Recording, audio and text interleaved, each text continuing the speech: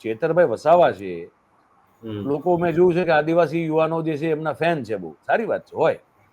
આ ચેતરભાઈ વસાવા આ રાજકારણમાં આવ્યા ત્યારે એમની સંપત્તિ શું હતી, કેટલી ગાડીઓ લઈને ફરતા હતા, અત્યારે કેટલી ગાડી લઈને ફરે છે અને ગાડીઓની કિંમત શું છે. મનસુખ વસાવા જયારે પહેલી વખત લોકસભામાં ચૂંટાણા, મનસુખ વસાવા પહેલી વખત ચૂંટાણા ત્યારે એ કઈ સ્થિતિમાં હતા, શું કામકાજ કરતા હતા, શું ધંધો હતો, અને આજે શું છે એમની આર્થિક સ્થિતિ.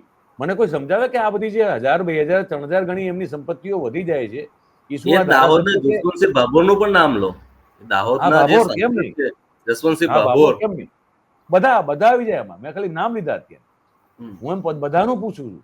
આ લોકોની આર્થિક સંપત્તિમાં અચાનક 5 વર્ષમાં ઉછાળા કેવી રીતે આવી જાય છે?